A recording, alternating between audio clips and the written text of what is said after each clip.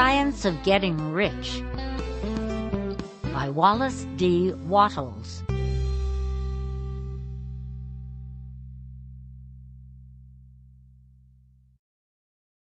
Preface. This book is pragmatical, not philosophical. A practical manual, not a treatise upon theories. It is intended for the men and women whose most pressing need is for money, who wish to get rich first and philosophize afterward.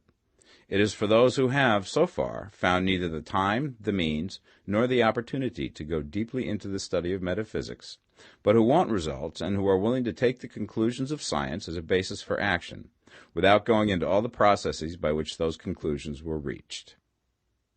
It is expected that the reader will take the fundamental statements upon faith, just as he would take statements concerning a law of electrical action if they were promulgated by a Marconi or an Edison, and taking the statements upon faith, that he will prove their truth by acting upon them without fear or hesitation. Every man or woman who does this will certainly get rich, for the science herein applied is an exact science, and failure is impossible.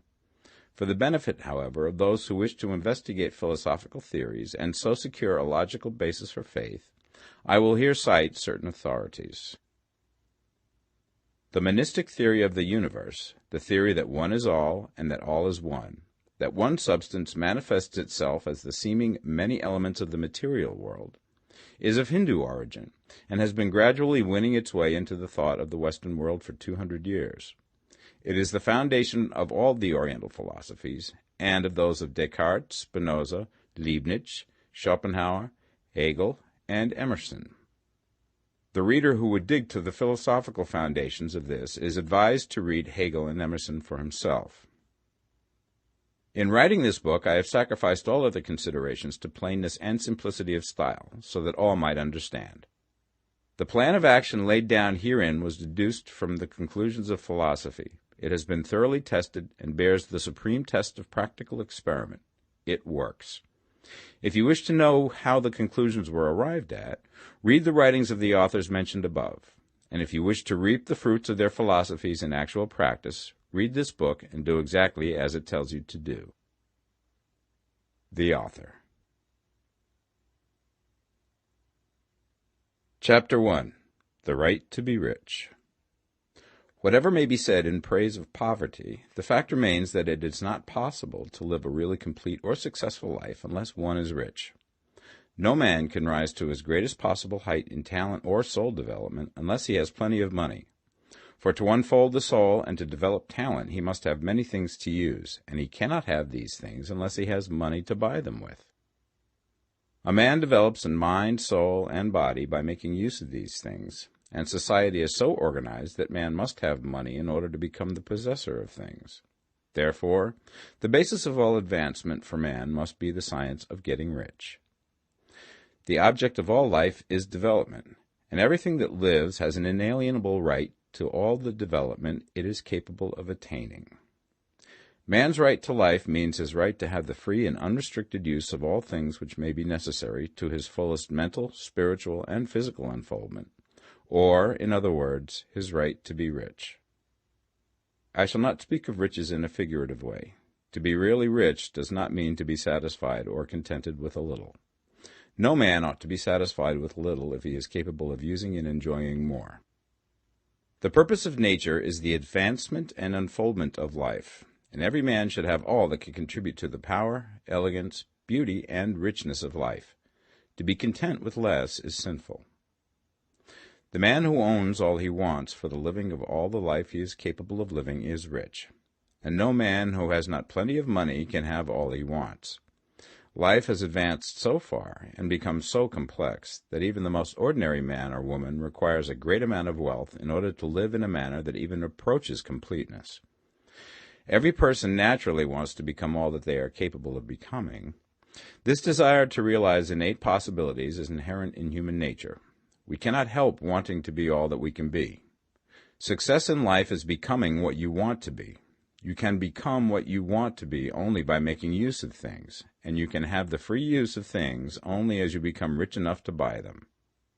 To understand the science of getting rich is therefore the most essential of all knowledge. There is nothing wrong in wanting to get rich. The desire for riches is really the desire for a richer, fuller, and more abundant life, and that desire is praiseworthy. The man who does not desire to live more abundantly is abnormal, and so the man who does not desire to have money enough to buy all he wants is abnormal. There are three motives for which we live. We live for the body, we live for the mind, we live for the soul. No one of these is better or holier than the other. All are alike desirable, and no one of the three, body, mind, or soul, can live fully if either of the others is cut short of full life and expression. It is not right or noble to live only for the soul and deny mind or body, and it is wrong to live for the intellect and deny body or soul. We are all acquainted with the loathsome consequences of living for the body and denying both mind and soul, and we see that real life means the complete expression of all that man can give forth through body, mind, and soul. Whatever he can say, no man can be really happy or satisfied unless his body is living fully in every function, and unless the same is true of his mind and his soul. Wherever there is unexpressed possibility, or function not performed, there is unsatisfied desire. Desire is possibility seeking expression, or function seeking performance. Man cannot live fully in body without good food, comfortable clothing, and warm shelter, and without freedom from excessive toil. Rest and recreation are also necessary to his physical life. He cannot live fully in mind without books and time to study them, without opportunity for travel and observation, or without intellectual companionship. To live fully in mind, he must have intellectual recreations, and must surround himself with all the objects of art and beauty he is capable of using and appreciating. To live fully in soul, man must have love, and love is denied expression by poverty. A man's highest happiness is found in the bestowal of benefits on those he loves. Love finds its most natural and spontaneous expression in giving. The man who has nothing to give cannot fill his place as a husband or father, as a citizen or as a man. It is in the use of material things that a man finds full life for his body, develops his mind, and unfolds his soul. It is therefore of supreme importance to him that he should be rich. It is perfectly right that you should desire to be rich. If you are a normal man or woman, you cannot help doing so. It is perfectly right that you should give your best attention to the science of getting rich, for it is the noblest and most necessary of all studies. If you neglect this study, you are derelict in your duty to yourself, to God, and humanity, for you can render to God and humanity no greater service than to make the most of yourself. Chapter 2. There is a science of getting rich. There is a science of getting rich, and it is an exact science, like algebra or arithmetic. There are certain laws which govern the process of acquiring riches. Once these laws are learned and obeyed by any man, he will get rich with mathematical certainty. The ownership of money and property comes as a result of doing things in a certain way. Those who do things in this certain way, whether on purpose or accidentally, get rich, while those who do not do things in this certain way, no matter how hard they work or how able they are, remain poor. It is a natural law that like causes always produce like effects, and therefore any man or woman who learns to do things in this certain way will infallibly get rich. That the above statement is true is shown by the following facts. Getting rich is not a matter of environment, for if it were, all the people in certain neighborhoods would become wealthy. The people of one city would all be rich, while those of other towns would all be poor. Or the inhabitants of one state would roll in wealth, and those of an adjoining state would be in poverty. But everywhere we see rich and poor living side by side, in the same environment, and often engaged in the same vocations. When two men are in the same locality and in the same business, and one gets rich while the other remains poor, it shows that getting rich is not primarily a matter of environment. Some environments may be more favorable than others, but when two men in the same business are in the same neighborhood, and one gets rich while the other fails, it indicates that getting rich is the result of doing things in a certain way. And further, the ability to do things in this certain way is not due solely to the possession of talent, for many people who have great talent remain poor, while others who have very little talent get rich. Studying the people who have gotten rich, we find that they are an average lot in all respects, having no greater talents and abilities than other men. It is evident that they do not get rich because they possess talents and abilities that other men have not, but because they happen to do things in a certain way. Getting rich is not the result of saving or thrift. Many very penurious people are poor, while free spenders often get rich. Nor is getting rich due to doing things which others fail to do. For two men in the same business often do almost exactly the same things, and one gets rich while the other remains poor or becomes bankrupt. From all these things, we must come to the conclusion that getting rich is the result of doing things in a certain way. If getting rich is the result of doing things in a certain way, then any man or woman who can do things in that way can become rich, and the whole matter is brought within the domain of exact science. The question arises here whether this certain way may not be so difficult that only a few may follow it. This cannot be true, as we have seen, so far as natural ability is concerned. Talented people get rich, and blockheads get rich. Intellectually brilliant people get rich, and very stupid people get rich. Physically strong people get rich, and weak and sickly people get rich. Some degree of ability to think and understand is, of course, essential. But insofar natural ability is concerned, any man or woman who has sense enough to read and understand these words can certainly get rich. Also, we have seen that it is not a matter of environment. Location counts for something. One would not go to the heart of the Sahara and expect to do successful business. Getting rich involves the necessity of dealing with men and of being where there are people to deal with. And if these people are inclined to deal in the way that you want to deal, so much the better. But that is about as far as environment goes. If anybody else in your town can get rich, so can you. And if anybody else in your state can get rich, so can you. Again, it is not a matter of choosing some particular business or profession.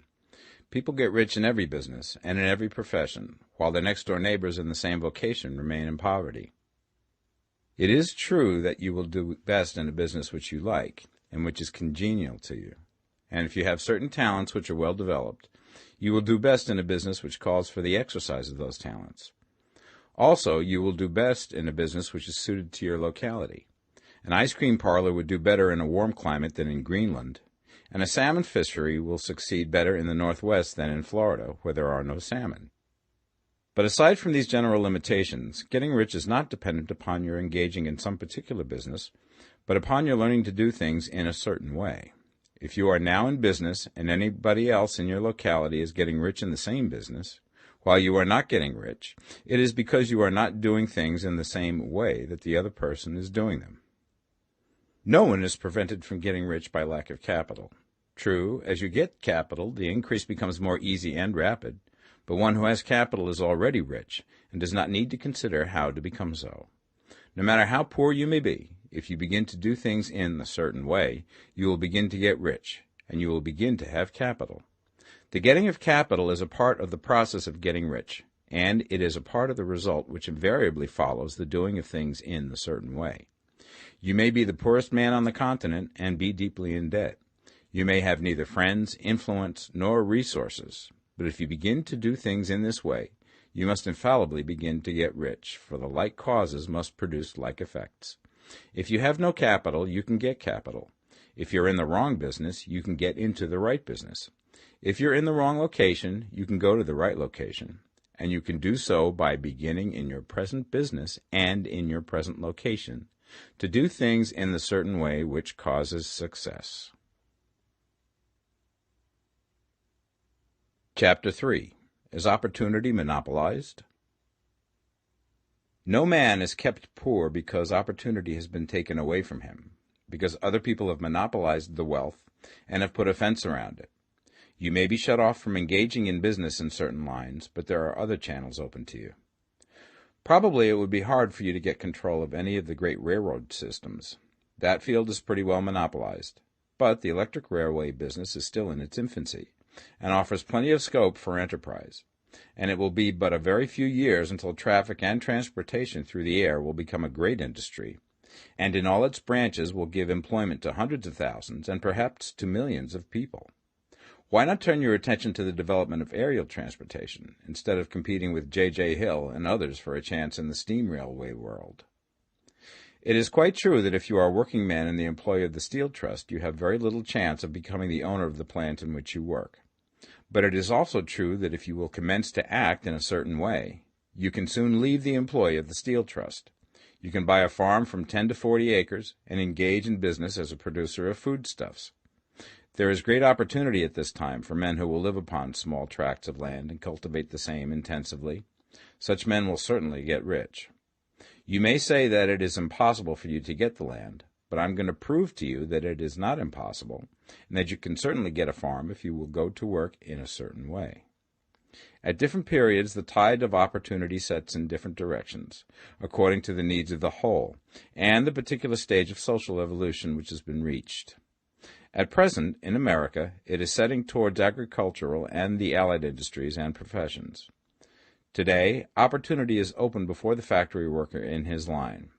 It is open before the businessman who supplies the farmer more than before the one who supplies the factory worker, and before the professional man who waits upon the farmer more than before the one who serves the working class.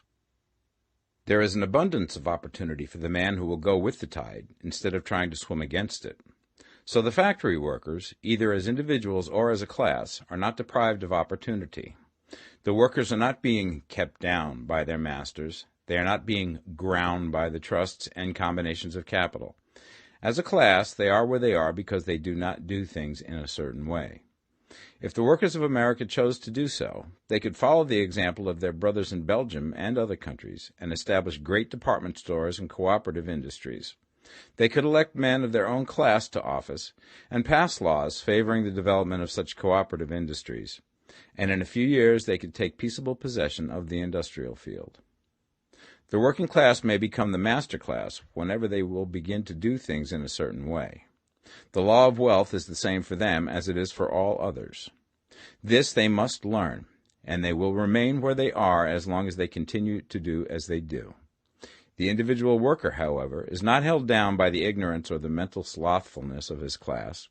He can follow the tide of opportunity to riches, and this book will tell him how. No one is kept in poverty by a shortness in the supply of riches. There is more than enough for all.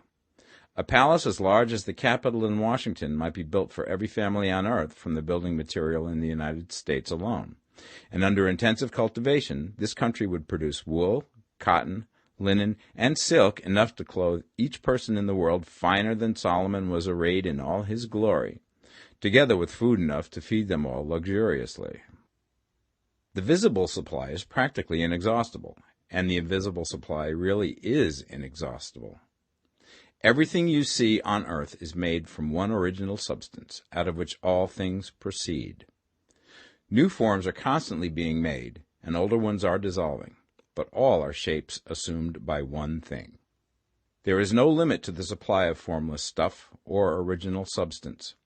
The universe is made out of it, but it was not all used in making the universe.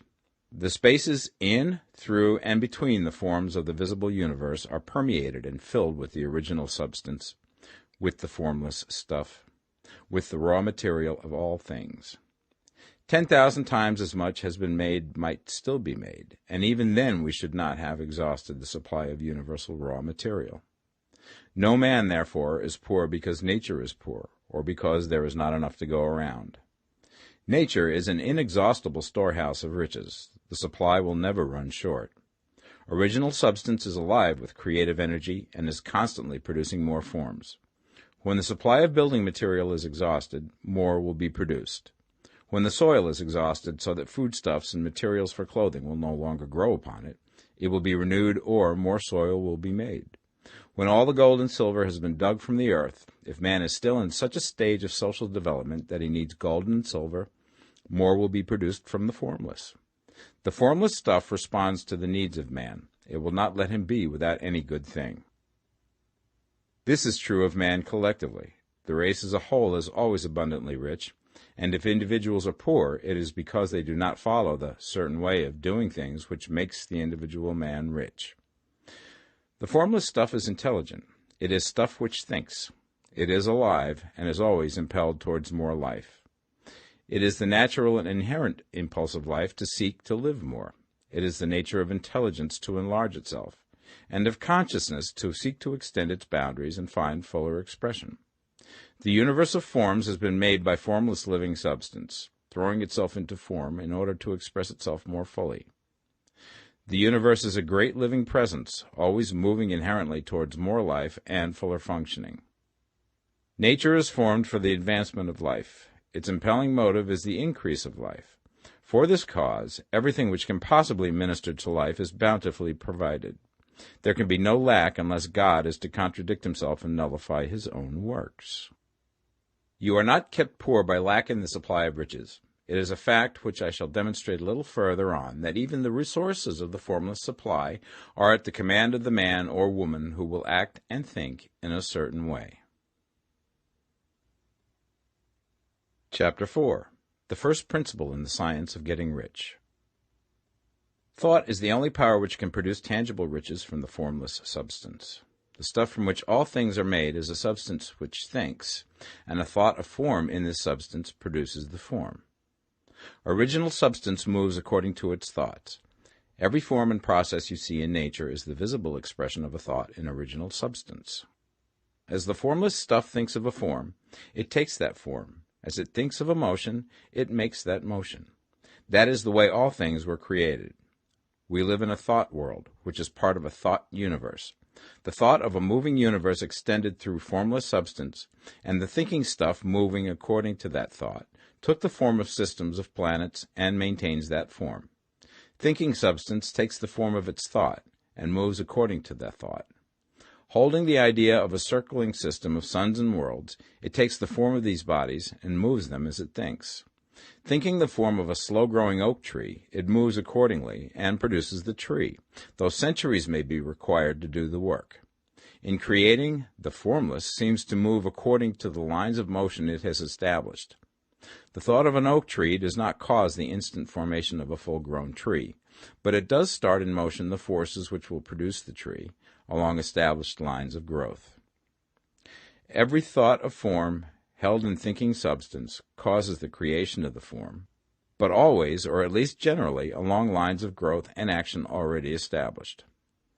The thought of a house of a certain construction, if it were impressed upon formless substance, might not cause the instant formation of the house, but it would cause the turning of creative energies already working in trade and commerce into such channels as to result in the speedy building of the house.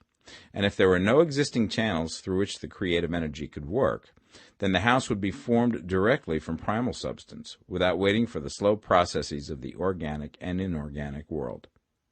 No thought of form can be impressed upon original substance without causing the creation of the form. Man is a thinking center and can originate thought. All the forms that man fashions with his hands must first exist in his thought. He cannot shape a thing until he has thought that thing. And so far, man has confined his efforts wholly to the work of his hands. He has applied manual labor to the world of forms, seeking to change or modify those already existing. He has never thought of trying to cause the creation of new forms by impressing his thoughts upon formless substance. When man has a thought form, he takes material from the forms of nature and makes an image of the form which is in his mind. He has so far made little or no effort to cooperate with formless intelligence, to work with the Father. He has not dreamed that he can do what he seeth the Father doing. Man reshapes and modifies existing forms by manual labor. He has given no attention to the question whether he may not produce things from formless substance by communicating his thoughts to it. We propose to prove that he may do so, to prove that any man or woman may do so, and to show how. As our first step, we must lay down the three fundamental propositions. First, we assert that there is one original formless stuff, or substance, from which all things are made. All the seemingly many elements are but different presentations of one element. All the many forms found in organic and inorganic nature are but different shapes made from the same stuff. And this stuff is thinking stuff. A thought held in it produces the form of the thought. Thought, in thinking substance, produces shapes. Man is a thinking center, capable of original thought. If a man can communicate his thought to original thinking substance, he can cause the creation or formation of the thing he thinks about. To summarize this, there is the thinking stuff from which all things are made, and which, in its original state, permeates, penetrates, and fills the interspaces of the universe. A thought in this substance produces the thing that is imaged by the thought. Man can form things in his thought, and by impressing his thought upon formless substance, can cause the thing he thinks about to be created. It may be asked if I can prove these statements, and without going into details, I answer that I can do so, both by logic and experience. Reasoning back from the phenomena of form and thought, I come to one original thinking substance, and reasoning forward from that thinking substance, I come to man's power to cause the formation of the thing he thinks about. And by experiment, I find the reasoning true, and this is my strongest proof. If one man who reads this book gets rich by doing what it tells him to do, that is evidence in support of my claim. But if every man who does what it tells him to do gets rich, that is proof positive until someone goes through the process and fails. The theory is true until the process fails, and this process will not fail. For every man who does exactly what this book tells him to do will get rich. I have said that men get rich by doing things in a certain way, and in order to do so, men must become able to think in a certain way.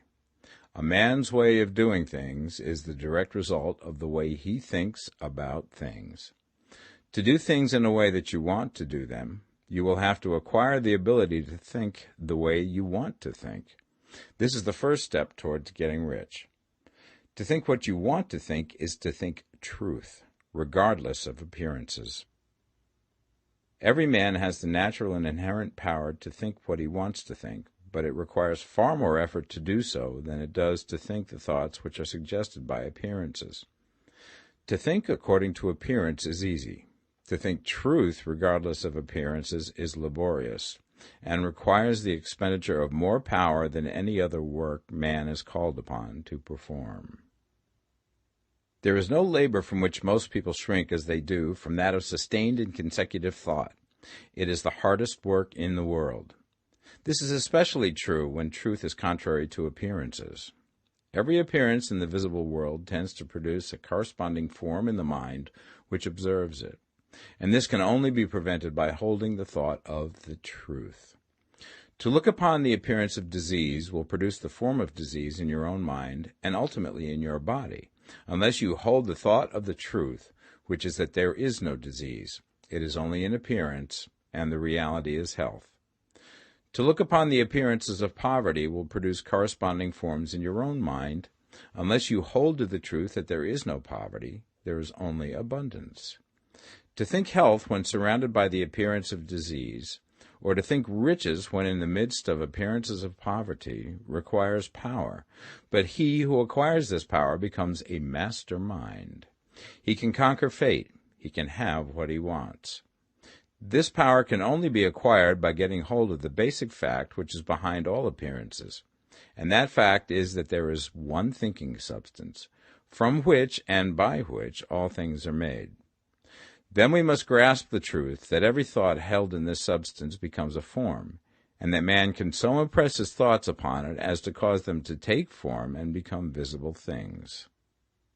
When we realize this, we lose all doubt and fear, for we know that we can create what we want to create, and we can get what we want to have, and can become what we want to be. As a first step towards getting rich, you must believe the three fundamental statements given previously in this chapter, and in order to emphasize them, I repeat them here. There is a thinking stuff from which all things are made, and which, in its original state, permeates, penetrates, and fills the interspaces of the universe. A thought in this substance produces the thing that is imaged by the thought. Man can form things in his thought, and, by impressing his thought upon formless substance, can cause the thing he thinks about to be created. You must lay aside all other concepts of the universe than this monistic one, and you must dwell upon this until it is fixed in your mind and has become your habitual thought. Read these creed statements over and over again. Fix every word upon your memory, and meditate upon them until you firmly believe what they say. If a doubt comes to you, cast it aside as a sin. Do not listen to arguments against this idea. Do not go to churches or lectures where a contrary concept of things is taught or preached. Do not read magazines or books which teach a different idea. If you get mixed up in your faith, all your efforts will be in vain. Do not ask why these things are true, nor speculate as to how they can be true. Simply take them on trust. The science of getting rich begins with the absolute acceptance of this faith. Chapter 5. Increasing Life. You must get rid of the last vestige of the old idea that there is a deity whose will it is that you should be poor, or whose purposes may be served by keeping you in poverty. The intelligent substance which is all, and in all, which lives in all and lives in you, is a consciously living substance. Being a consciously living substance, it must have the nature and inherent desire of every living intelligence for increase of life. Every living thing must continually seek for the enlargement of its life, because life, in the mere act of living, must increase itself. A seed, dropped into the ground, springs into activity, and in the act of living produces 100 more seeds. Life, by living, multiplies itself. It is forever becoming more. It must do so if it continues to be at all. Intelligence is under the same necessity for continuous increase. Every thought we think makes it necessary for us to think another thought. Consciousness is continually expanding. Every fact we learn leads us to the learning of another fact. Knowledge is continually increasing. Every talent we cultivate brings to the mind the desire to cultivate another talent. We are subject to the urge of life, seeking expression, which ever drives us on to know more, to do more, and to be more. In order to know more, do more, and be more, we must have more. We must have things to use, for we learn and do and become only by using things. We must get rich so that we can live more. The desire for riches is simply the capacity for larger life seeking fulfillment. Every desire is the effort of an unexpressed possibility to come into action. It is power seeking to manifest which causes desire. That which makes you want more money is the same as that which makes the plant grow. It is life, seeking fuller expression. The one living substance must be subject to this inherent law of all life. It is permeated with the desire to live more. That is why it is under the necessity of creating things. The one substance desires to live more in you. Hence, it wants you to have all the things you can use. It is the desire of God that you should get rich. He wants you to get rich because he can express himself better through you if you have plenty of things to use in giving him expression. He can live more in you if you have unlimited command of the means of life. The universe desires you to have everything you want to have. Nature is friendly to your plans. Everything is naturally for you. Make up your mind that this is true. It is essential, however, that your purpose should harmonize with the purpose that is in all. You must want real life, not mere pleasure of sensual gratification. Life is the performance of function, and the individual really lives only when he performs every function, physical, mental, and spiritual, of which he is capable, without excess in any. You do not want to get rich in order to live swinishly, for the gratification of animal desires, that is not life. But the performance of every physical function is a part of life, and no one lives completely who denies the impulses of the body a normal and healthful expression. You do not want to get rich solely to enjoy mental pleasures, to get knowledge, to gratify ambition, to outshine others, to be famous. All these are a legitimate part of life, but the man who lives for the pleasures of the intellect alone will only have a partial life, and he will never be satisfied with his lot. You do not want to get rich solely for the good of others, to lose yourself for the salvation of mankind, to experience the joys of philanthropy and sacrifice. The joys of the soul are only a part of life, and they are no better or nobler than any other part. You want to get rich in order that you may eat, drink, and be merry when it is time to do these things, in order that you may surround yourself with beautiful things, see distant lands, feed your mind, and develop your intellect, in order that you may love men and do kind things, and be able to play a good part in helping the world to find truth. But remember that extreme altruism is no better and no nobler than extreme selfishness. Both are mistakes. Get rid of the idea that God wants you to sacrifice yourself for others, and that you can secure his favor by doing so. God requires nothing of the kind. What he wants is that you should make the most of yourself, for yourself and for others, and you can help others more by making the most of yourself than in any other way. You can make the most of yourself only by getting rich, so it is right and praiseworthy that you should give your first and best thought to the work of acquiring wealth.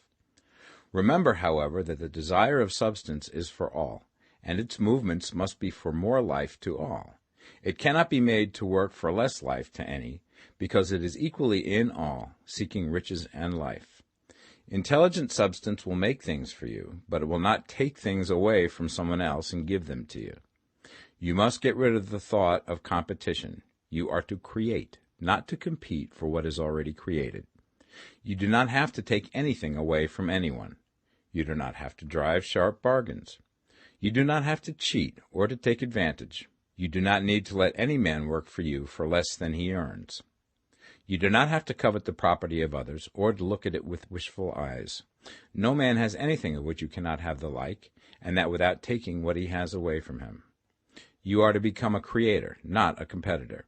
You are going to get what you want, but in such a way that when you get it, every other man will have more than he has now. I am aware that there are men who get a vast amount of money by proceeding in direct opposition to the statements in the paragraph above, and may add a word of explanation here. Men of the plutocratic type who become very rich do so sometimes purely by their extraordinary ability on the plane of competition, and sometimes they unconsciously relate themselves to substance and its great purposes and movements for the general racial upbuilding through industrial evolution.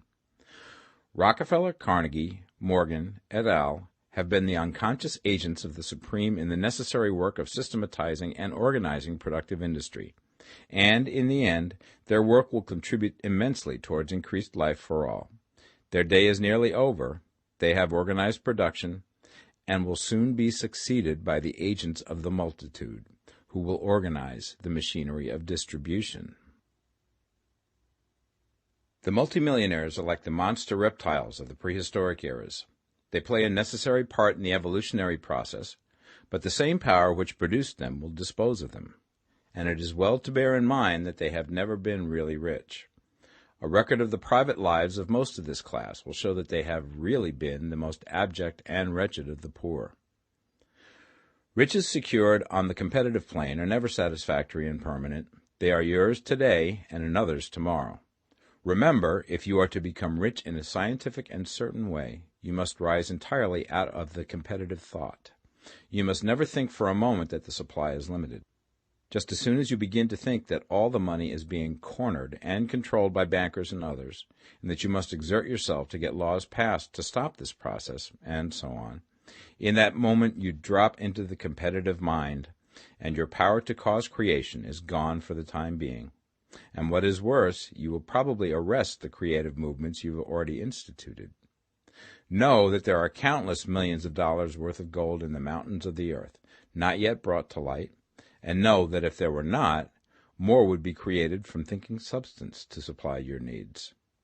Know that the money you need will come, even if it is necessary for 1,000 men to be led to the discovery of new gold mines tomorrow.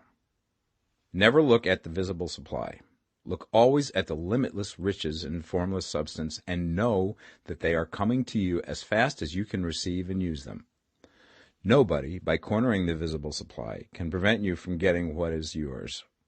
So never allow yourself to think for an instant that all the best building spots will be taken before you get ready to build your house, unless you hurry.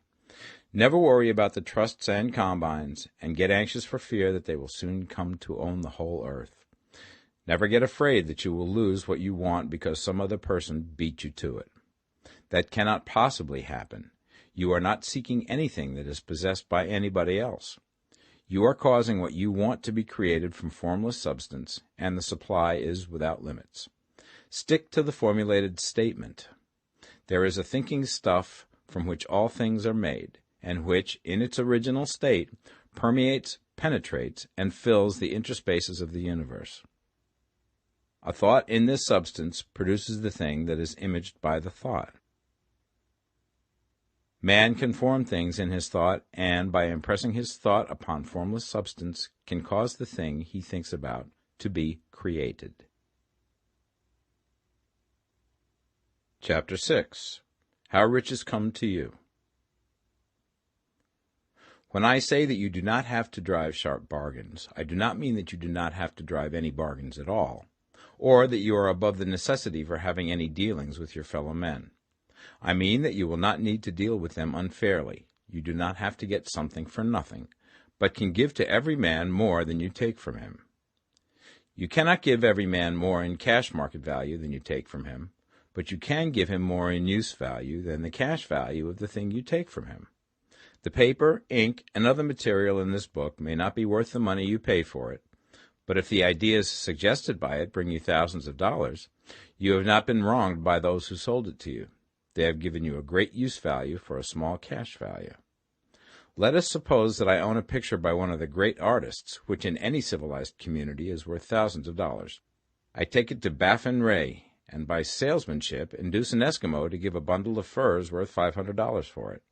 I have really wronged him, for he has no use for the picture. It has no value to him. It will not add to his life. But suppose I give him a gun worth $50 for his furs. Then he has made a good bargain. He has use for the gun. It will get him many more furs and much food. It will add to his life in every way. It will make him rich. When you rise from the competitive to the creative plane, you can scan your business transactions very strictly, and if you are selling any man anything which does not add more to his life than the thing he gives you in exchange, you can afford to stop it. You do not have to beat anybody in business, and if you are in a business which does beat people, get out of it at once. Give every man more in use value than you take from him in cash value. Then you are adding to the life of the world by every business transaction. If you have people working for you, you must take from them more in cash value than you pay them in wages. But you can so organize your business that it will be filled with the principle of advancement, and so that each employee who wishes to do so may advance a little every day. You can make your business do for your employees what this book is doing for you. You can so conduct your business that it will be a sort of ladder, by which every employee who will take the trouble may climb to riches himself, and, given the opportunity, if he will not do so, it is not your fault. And finally, because you are to cause the creation of your riches from formless substance which permeates all your environment, it does not follow that they are to take shape from the atmosphere and come into being before your eyes. If you want a sewing machine, for instance, I do not mean to tell you that you are to impress the thought of a sewing machine on thinking substance until the machine is formed without hands, in the room where you sit or elsewhere. But if you want a sewing machine, hold the mental image of it with the most positive certainty that it is being made, or is on its way to you. After once forming the thought, have the most absolute and unquestioning faith that the sewing machine is coming. Never think of it, or speak of it, in any other way than as being sure to arrive. Claim it as already yours. It will be brought to you by the power of the Supreme Intelligence, acting upon the minds of men. If you live in Maine, it may be that a man will be brought from Texas or Japan to engage in some transaction which will result in your getting what you want. If so, the whole matter will be as much to that man's advantage as it is to yours.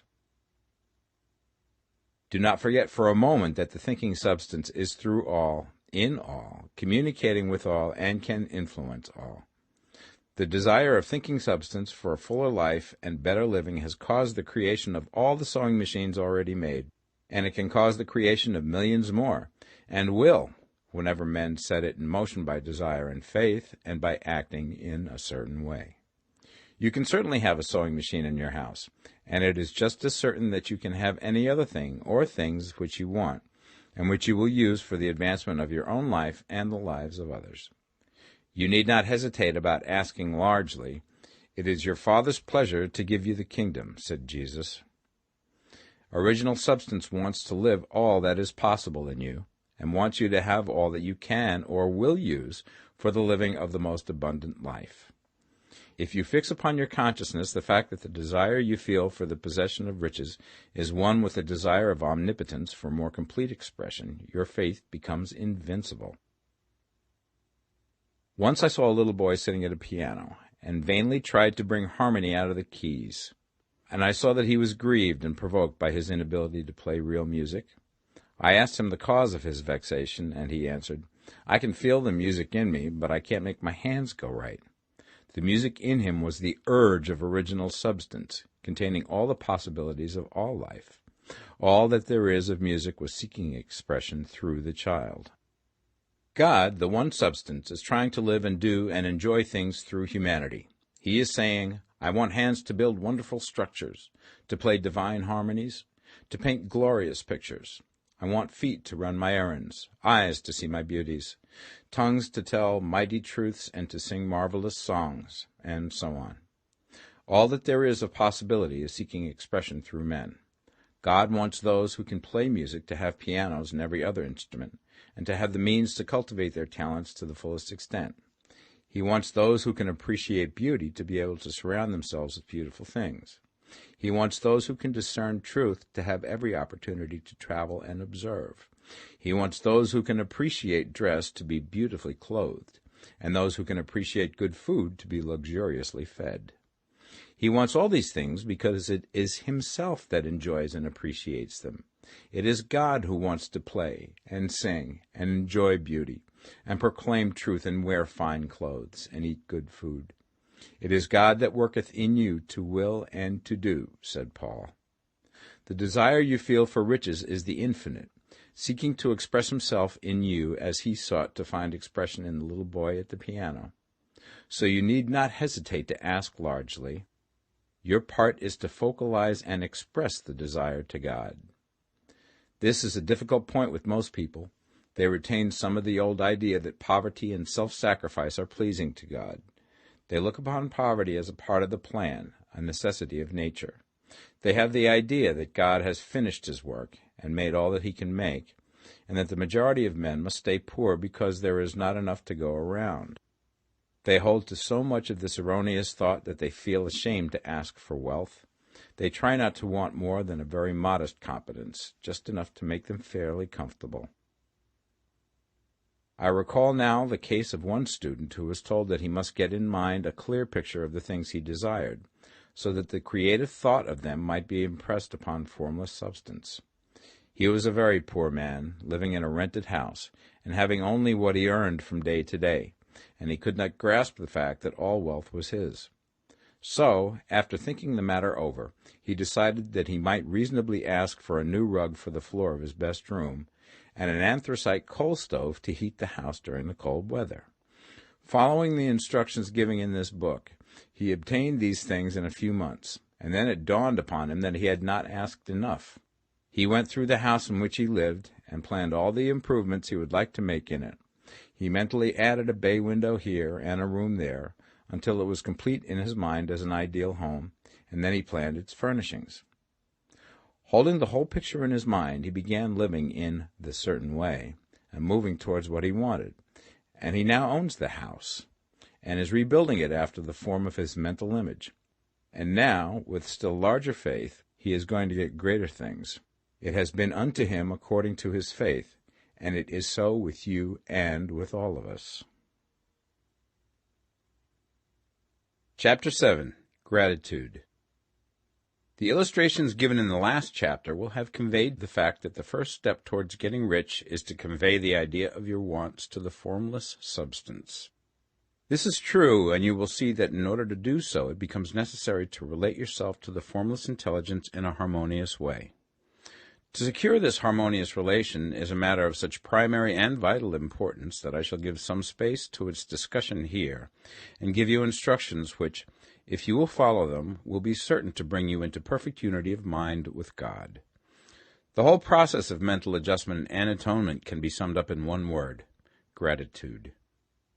First, you believe that there is one intelligent substance from which all things proceed. Second, you believe that this substance gives you everything you desire. And third, you relate yourself to it by a feeling of deep and profound gratitude. Many people who order their lives rightly in all other ways are kept in poverty by their lack of gratitude.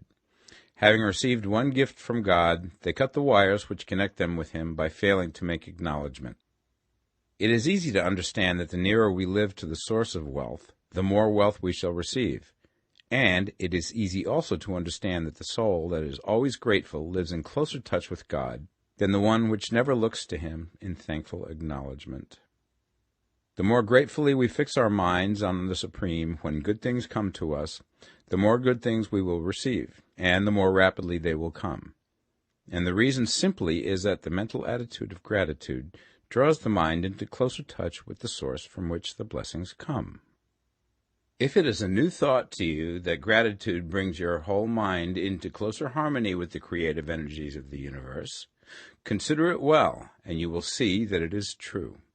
The good things you already have come to you along the line of obedience to certain laws.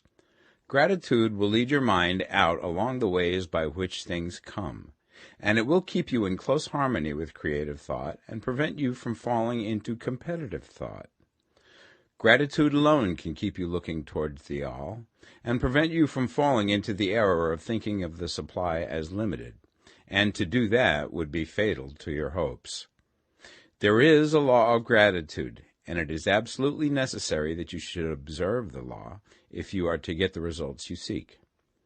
The law of gratitude is the natural principle that action and reaction are always equal, and in opposite directions. The grateful outreaching of your mind in thankful praise to the Supreme is a liberation or expenditure of force. It cannot fail to reach that to which it is addressed, and the reaction is an instantaneous movement towards you. Draw nigh unto God, and he will draw nigh unto you. That is a statement of psychological truth. And if your gratitude is strong and constant, the reaction in formless substance will be strong and continuous. The movement of the things you want will always be towards you. Notice the grateful attitude that Jesus took, how he always seemed to be saying, I thank thee, Father, that thou hearest me. You cannot exercise much power without gratitude, for it is gratitude that keeps you connected with power. But the value of gratitude does not consist solely in getting you more blessings in the future. Without gratitude, you cannot long keep from dissatisfied thought regarding things as they are. The moment you permit your mind to dwell with dissatisfaction upon things as they are, you begin to lose ground. You fix attention upon the common, the ordinary, the poor, and the squalid and mean, and your mind takes the form of these things. Then you will transmit these forms or mental images to the formless, and the common, the poor, the squalid, and mean will come to you. To permit your mind to dwell upon the inferior is to become inferior, and to surround yourself with inferior things. On the other hand, to fix your attention on the best is to surround yourself with the best, and to become the best. The creative power within us makes us into the image of that to which we give our attention. We are thinking substance, and thinking substance always takes the form of that which it thinks about. The grateful mind is constantly fixed upon the best. Therefore it tends to become the best. It takes the form or character of the best and will receive the best. Also, faith is born of gratitude. The grateful mind continually expects good things, and expectation becomes faith. The reaction of gratitude upon one's own mind produces faith, and every outgoing wave of grateful thanksgiving increases faith. He who has no feeling of gratitude cannot long retain a living faith, and without a living faith you cannot get rich by the creative method, as we shall see in the following chapters. It is necessary, then, to cultivate the habit of being grateful for every good thing that comes to you, and to give thanks continuously. And because all things have contributed to your advancement, you should include all things in your gratitude. Do not waste time thinking or talking about the shortcomings or wrong actions of plutocrats or trust magnates. Their organization of the world has made your opportunity. All you get really comes to you because of them. Do not rage against corrupt politicians. If it were not for politicians, we should fall into anarchy, and your opportunity would be greatly lessened. God has worked a long time and very patiently to bring us up to where we are in industry and government, and he is going right on with his work. There is not the least doubt that he will do away with plutocrats, trust magnates, captains of industry, and politicians as soon as they can be spared. But in the meantime, behold, they are all very good. Remember that they are all helping to arrange the lines of transmission along which your riches will come to you, and be grateful to them all. This will bring you into harmonious relations with the good in everything, and the good in everything will move toward you.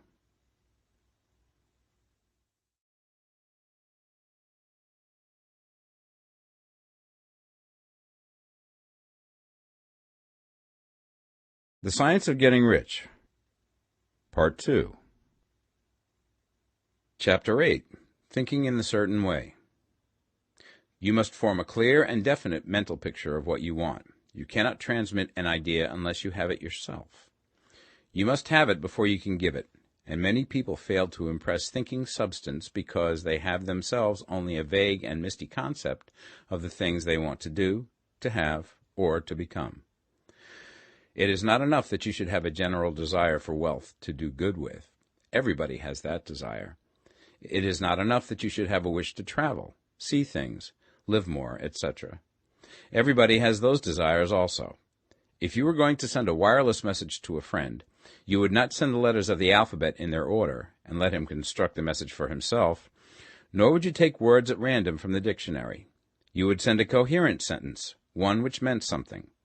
When you try to impress your wants upon substance, remember that it must be done by a coherent statement. You must know what you want and be definite. You can never get rich or start the creative power into action by sending out unformed longings and vague desires. Go over your desires just as the man I have described went over his house. See just what you want and get a clear mental picture of it as you wish it to look when you get it. That clear mental picture you must have continually in mind, as the sailor has in mind the port towards which he is sailing the ship. You must keep your face towards it all the time. You must no more lose sight of it than the steersman loses sight of the compass. It is not necessary to take exercises in concentration, nor to set apart special times for prayer and affirmation, nor to go into the silence, nor to do occult stunts of any kind. There things are well enough, but all you need is to know what you want, and to want it badly enough so that it will stay in your thoughts. Spend as much of your leisure time as you can in contemplating your picture, but no one needs to take exercises to concentrate his mind on a thing which he really wants. It is the things you do not really care about which require effort to fix your attention upon them. And unless you really want to get rich, so that the desire is strong enough to hold your thoughts directly to the purpose, as the magnetic pole holds the needle of the compass, it will hardly be worthwhile for you to try to carry out the instructions given in this book. The methods herein set forth are for people whose desire for riches is strong enough to overcome mental laziness and the love of ease, and make them work. The more clear and definite you make your pictures then, and the more you dwell upon it, bringing out all of its delightful details, the stronger your desire will be. And the stronger your desire, the easier it will be to hold your mind fixed upon the picture of what you want. Something more is necessary, however, than merely to see the picture clearly. If that is all you do, you are only a dreamer, and will have little or no power for accomplishment. Behind your clear vision must be the purpose to realize it, to bring it out in tangible expression. And behind this purpose must be an invincible and unwavering faith that the thing is already yours, that it is at hand, and you have only to take possession of it. Live in the new house mentally until it takes form around you physically. In the mental realm, enter at once into full enjoyment of the things you want. Whatsoever things ye ask for when ye pray, believe that ye receive them, and ye shall have them, said Jesus. See the things you want as if they were actually around you all the time. See yourself as owning and using them. Make use of them in imagination, just as you will use them when they are your tangible possessions. Dwell upon your mental picture until it is clear and distinct, and then take the mental attitude of ownership towards everything in that picture. Take possession of it in mind, in the full faith that it is actually yours. Hold to this mental ownership. Do not waver for an instant in the faith that it is real. And remember what was said in the preceding chapter about gratitude. Be as thankful for it all the time as you expect to be when it has taken form. The man who can sincerely thank God for the things which as yet he owns only in imagination has real faith. He will get rich. He will cause the creation of whatsoever he wants. You do not need to pray repeatedly for things you want. It is not necessary to tell God about it every day. Use not vain repetitions as the heathens do, said Jesus to his pupils. For your Father knoweth that ye have need of these things before ye ask him. Your part is to intelligently formulate your desires for the things which make for a larger life, and to get these desires arranged into a coherent whole, and then to impress this whole desire upon the formless substance, which has the power and the will to bring you what you want. You do not make this impression by repeating strings of words. You make it by holding the vision with unshakable purpose to attain it, and with steadfast faith that you do attain it. The answer to your prayer is not according to your faith while you are talking, but according to your faith while you are working. You cannot impress the mind of God by having a special Sabbath day set apart to tell him what you want, and then forgetting him during the rest of the week. You cannot impress him by having special hours to go into your closet and pray, if you then dismiss the matter from your mind until the hour of prayer comes again. Oral prayer is well enough, and has its effect, especially upon yourself, in clarifying your vision and strengthening your faith. But it is not your oral petitions which get you what you want.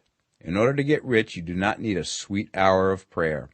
You need to pray without ceasing. And by prayer I mean holding steadily to your vision, with the purpose to cause its creation into solid form, and the faith that you are doing so. Believe that ye receive them. The whole matter turns on receiving, once you have clearly formed your vision. When you have formed it, it is well to make an oral statement, addressing the Supreme in reverent prayer, and from that moment you must, in mind, receive what you ask for. Live in the new house, wear the fine clothes, ride in the automobile, go on the journey, and confidently plan for greater journeys. Think and speak of all things you have asked for in terms of actual present ownership. Imagine an environment and a financial condition exactly as you want them, and live all the time in that imaginary environment and financial condition. Mind, however, that you do not do this as a mere dreamer and castle builder. Hold to the faith that the imaginary is being realized, and to the purpose to realize it. Remember that it is faith and purpose in the use of imagination which makes the difference between the scientist and the dreamer. And having learned this fact, it is here that you must learn the proper use of the will. Chapter 9. How to Use the Will. To set about getting rich in a scientific way, you do not try to apply your willpower to anything outside of yourself. You have no right to do so anyway. It is wrong to apply your will to other men and women in order to get them to do what you wish done. It is as flagrantly wrong to coerce people by mental power as it is to coerce them by physical power. If compelling people by physical force to do things for you reduces them to slavery, compelling them by mental means accomplishes exactly the same thing. The only difference is in methods. If taking things from people by physical force is robbery, then taking things by mental force is robbery also. There is no difference in principle. You have no right to use your willpower upon another person, even for his own good, for you do not know what is for his good. The science of getting rich does not require you to apply power or force to any other person in any way whatsoever. There is not the slightest necessity for doing so. Indeed, any attempt to use your will upon others will only tend to defeat your purpose. You do not need to apply your will to things in order to compel them to come to you. That would simply be trying to coerce God, and would be foolish and useless, as well as irreverent. You do not have to compel God to give you good things, any more than you have to use your willpower to make the sun rise. You do not have to use your willpower to conquer an unfriendly deity, or to make stubborn and rebellious forces do your bidding. Substance is friendly to you, and is more anxious to give you what you want than you are to get it. To get rich, you need only to use your willpower upon yourself. When you know what to think and do, then you must use your will to compel yourself to think and do the right things. That is the legitimate use of the will in getting what you want, to use it in holding yourself to the right course. Use your will to keep yourself thinking and acting in the certain way. Do not try to project your will or thoughts or your mind out into space to act on things or people. Keep your mind at home. It can accomplish more there than elsewhere. Use your mind to form a mental image of what you want, and to hold that vision with faith and purpose, and use your will to keep your mind working in the right way. The more steady and continuous your faith and purpose, the more rapidly you will get rich, because you will make only positive impressions upon substance, and you will not neutralize or offset them by negative impressions. The picture of your desires, held with faith and purpose, is taken up by the formless, and permeates it to great distances throughout the universe, for all I know. As this impression spreads, all things are set moving towards its realizations. Every living thing, every inanimate thing, and the things yet uncreated, are stirred towards bringing into being that which you want. All forces begin to be exerted in that direction. All things begin to move towards you. The minds of people everywhere are influenced towards doing the things necessary to the fulfilling of your desires, and they work for you unconsciously.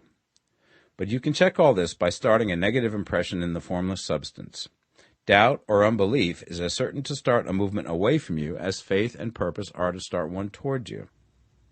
It is by not understanding this that most people who try to make use of mental science in getting rich make their failure. Every hour and moment you spend in giving heeds to doubts and fears. Every hour you spend in worry, every hour in which your soul is possessed by unbelief, sets a current away from you in the whole domain of intelligent substance.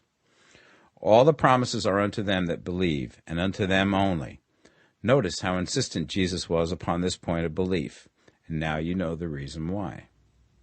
Since belief is all important, it behooves you to guard your thoughts, and as your beliefs will be shaped to a very great extent by the things you observe and think about, it is important that you should command your attention.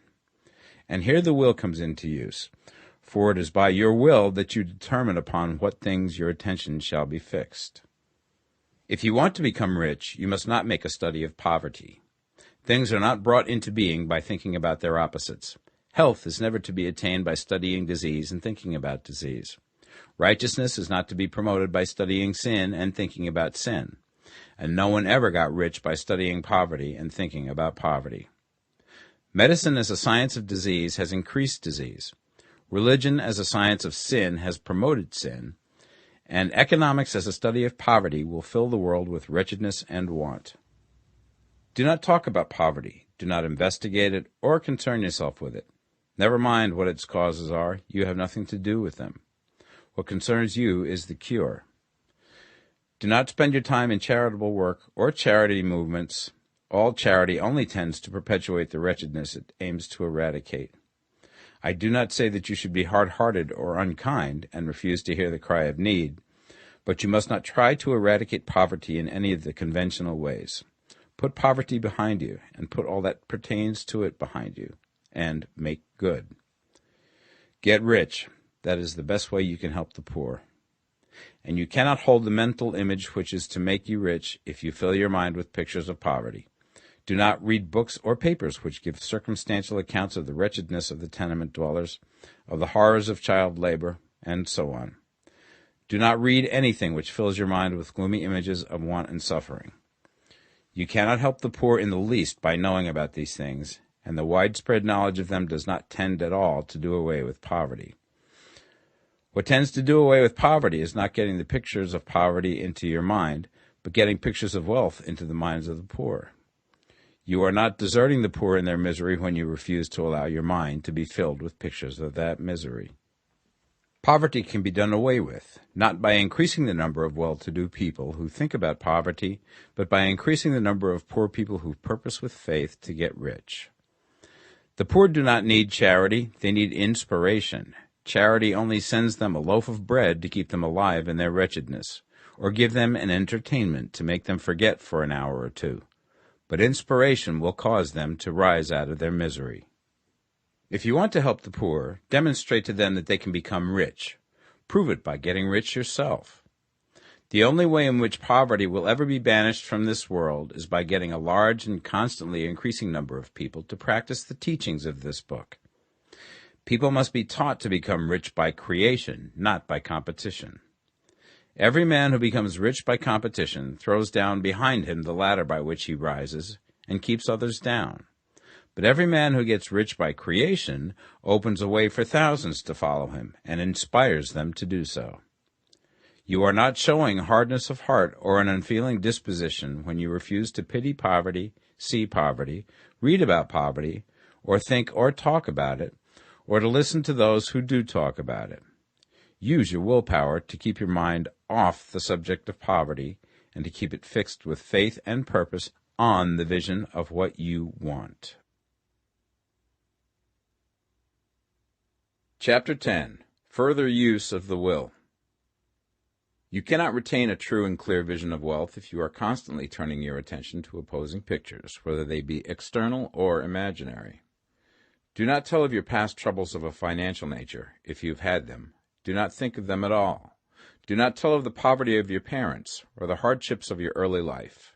To do any of these things is to mentally class yourself with the poor for the time being, and it will certainly check the movement of things in your direction. Let the dead bury their dead, as Jesus said. Put poverty and all things that pertain to poverty completely behind you. You have accepted a certain theory of the universe as being correct, and are resting all your hopes of happiness on its being correct. And what can you gain by giving heed to conflicting theories? Do not read religious books which tell you that the world is soon coming to an end, and do not read the writing of muckrakers and pessimistic philosophers who tell you that it is going to the devil. The world is not going to the devil. It is going to God.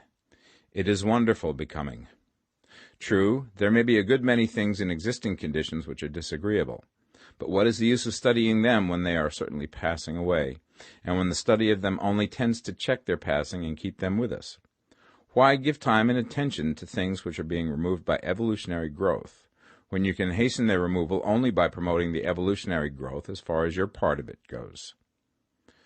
No matter how horrible and seeming may be the conditions in certain countries, sections, or places, you waste your time and destroy your own chances by considering them. You should interest yourself in the world's becoming rich. Think of the riches in the world is coming to, instead of the poverty it is growing out of. And bear in mind that the only way in which you can assist the world in growing rich is by growing rich yourself through creative method, not the competitive one. Give your attention wholly to riches. Ignore poverty. Whenever you think or speak of those who are poor, think and speak of them as those who are becoming rich, as those who are to be congratulated rather than pitied. Then they and others will catch the inspiration and begin to search for the way out. Because I say that you are to give your whole time and mind and thought to riches, it does not follow that you are to be sordid or mean. To become really rich is the noblest aim you can have in life, for it includes everything else. On the competitive plane, the struggle to get rich is a godless scramble for power over other men. But when we come into the creative mind, all this is changed. All that is possible in the way of greatness and soul unfoldment, of service and lofty endeavor, comes by way of getting rich. All is made possible by the use of things.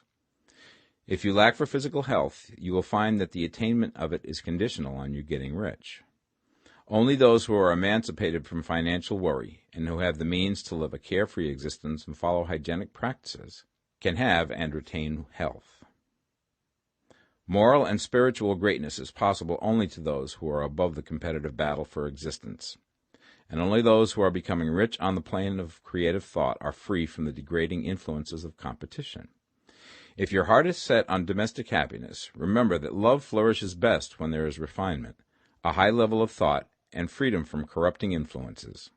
And these are to be found only where riches are attained by the exercise of creative thought, without strife or rivalry.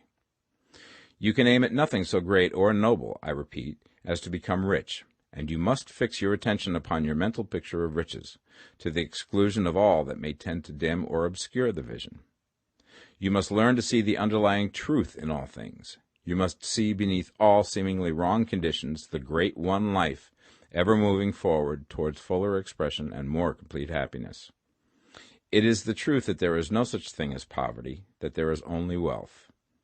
Some people remain in poverty because they are ignorant of the fact that there is wealth for them, and these can best be taught by showing them the way to affluence in your own person and practice.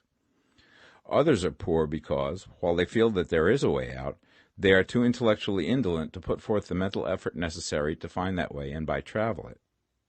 Others still are poor because, while they have some notion of science, they have become so swamped and lost in the maze of metaphysical and occult theories that they do not know which road to take.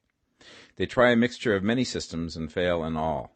For these, again, the very best thing to do is to show the right way in your own person and practice.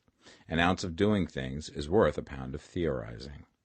The very best thing you can do for the whole world is to make the most of yourself. You can serve God and man in no more effective way than by getting rich. That is, if you get rich by the creative method and not by the competitive one. Another thing. We assert that this book gives in detail the principles of the science of getting rich. And if that is true, you do not need to read any other book upon the subject. This may sound narrow and egotistical, but consider. There is no more scientific method of computation in mathematics than by addition, subtraction, multiplication, and division. No other method is possible. There can be but one shortest distance between 2 points. There is only one way to think scientifically, and that is to think in the way that leads by the most direct and simple route to the goal. No man has yet formulated a briefer or less complex system than the one set forth herein. It has been stripped of all non-essentials. When you commence on this, lay all others aside. Put them out of your mind altogether. Read this book every day. Keep it with you. Commit it to memory, and do not think about other systems and theories. If you do, you will begin to have doubts, and to be uncertain and wavering in your thought, and then you will begin to make failures.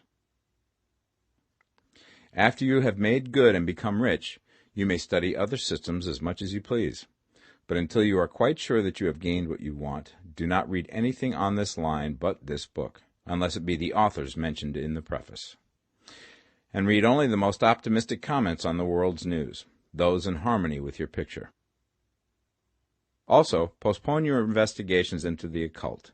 Do not dabble in theosophy, spiritualism, or kindred studies. It is very likely that the dead still live and are near, but if they are, let them alone. Mind your own business. Wherever the spirits of the dead may be, they have their own work to do and their own problems to solve, and we have no right to interfere with them. We cannot help them, and it is very doubtful whether they can help us, or whether we have any right to trespass upon their time if they can.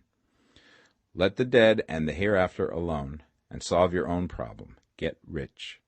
If you begin to mix with the occult, you will start mental cross-currents which will surely bring your hopes to shipwreck. Now, this and the preceding chapters have brought us to the following statement of basic facts. There is a thinking stuff from which all things are made, and which, in its original state, permeates, penetrates, and fills the interspaces of the universe. A thought in this substance produces the thing that is imaged by the thought. Man can form things in his thought, and, by impressing his thought upon formless substance, can cause the thing he thinks about to be created. In order to do this, man must pass from the competitive to the creative mind.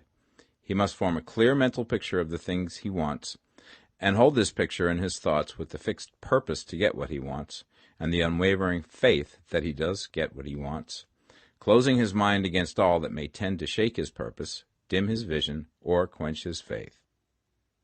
And in addition to all this, we shall now see that he must live and act in a certain way.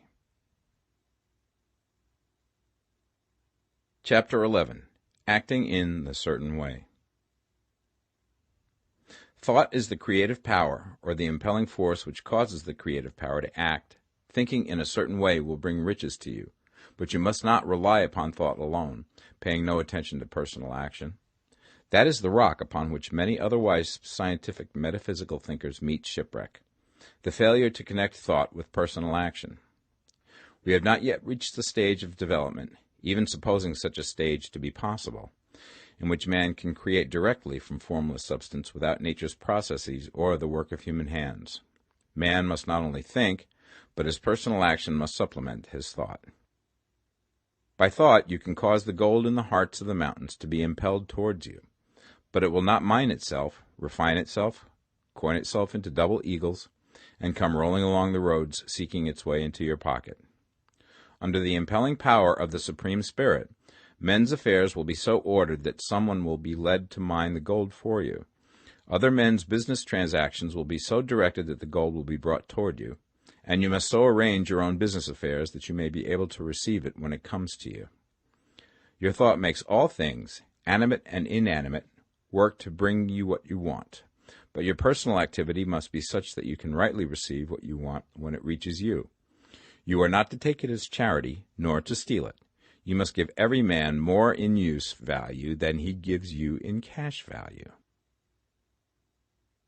The scientific use of thought consists in forming a clear and distinct mental image of what you want, in holding fast to the purpose to get what you want, and in realizing with grateful faith that you do get what you want. Do not try to project your thought in any mysterious or occult way, with the idea of having it go out and do things for you. That is a wasted effort and will weaken your power to think with sanity. The action of thought in getting rich is fully explained in the preceding chapters.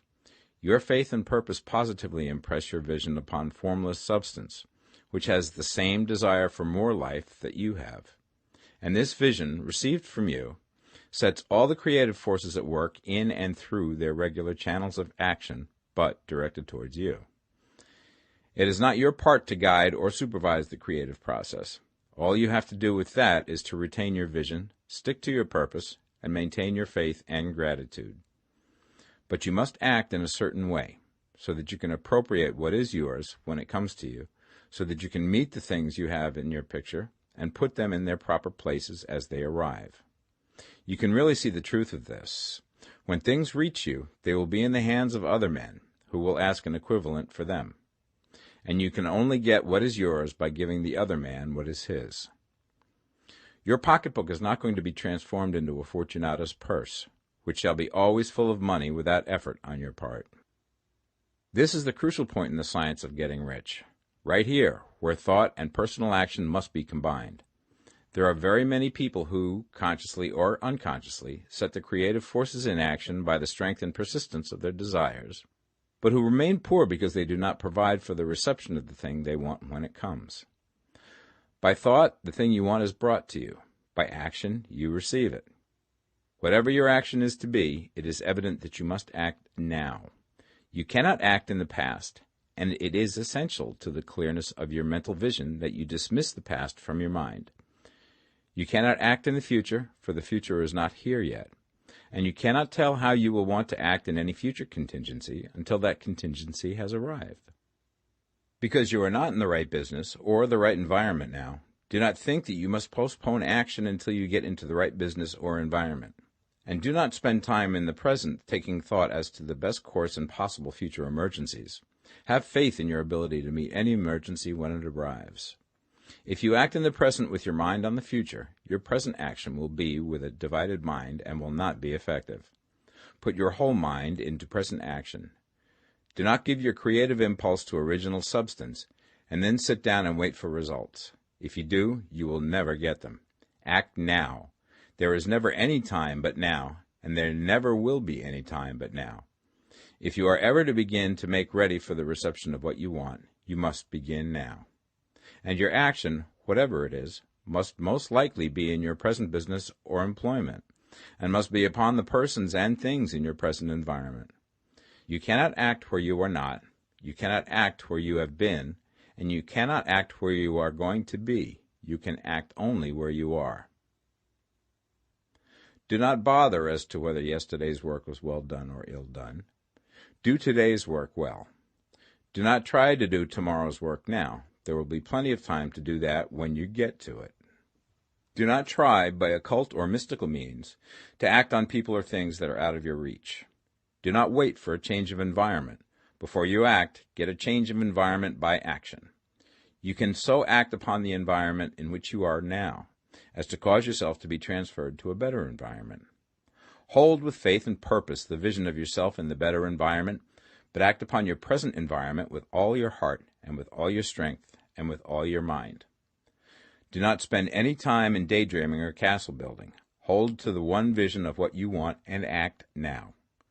Do not cast about seeking some new thing to do, or some strange, unusual, or remarkable action to perform as a first step towards getting rich.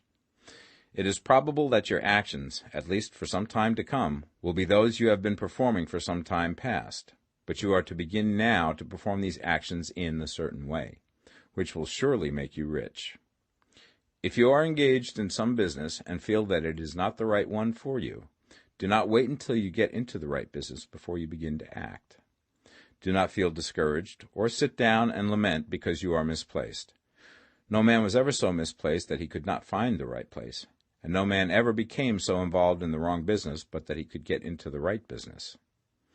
Hold the vision of yourself in the right business, with the purpose to get into it, and the faith that you will get into it, and are getting into it, but act in your present business.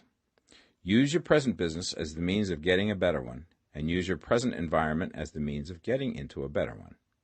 Your vision of the right business, if held with faith and purpose, will cause the Supreme to move the right business towards you, and your action, if performed in a certain way, will cause you to move towards the business. If you are an employee or wage earner and feel that you must change places in order to get what you want, do not project your thought into space and rely upon it to get you another job. It will probably fail to do so. Hold the vision of yourself in the job you want, while you act with faith and purpose on the job you have, and you will certainly get the job you want. Your vision and faith will set the creative force in motion to bring it toward you, and your action will cause the forces in your own environment to move you toward the place you want.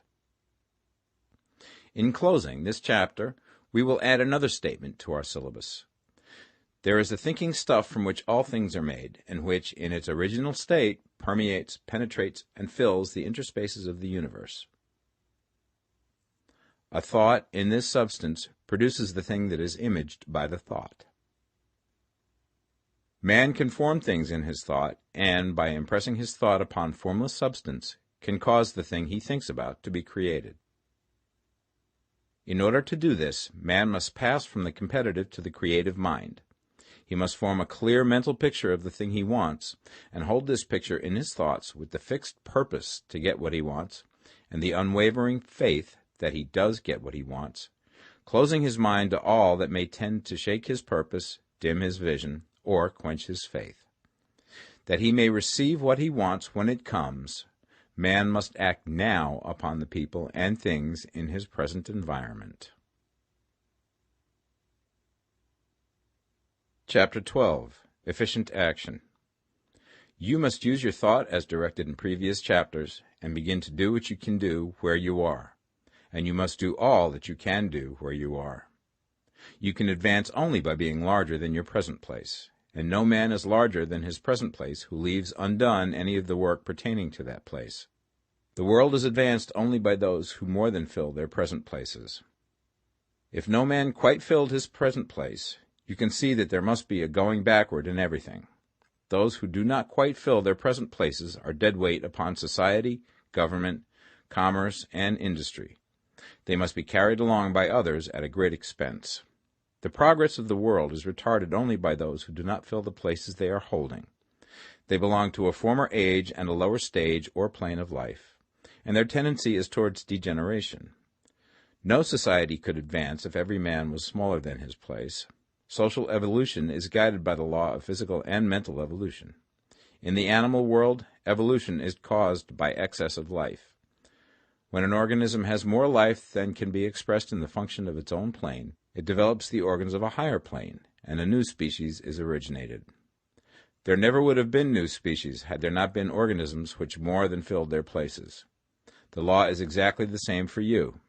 Your getting rich depends upon your applying this principle to your own affairs. Every day is either a successful day or a day of failure, and it is the successful days which get you what you want.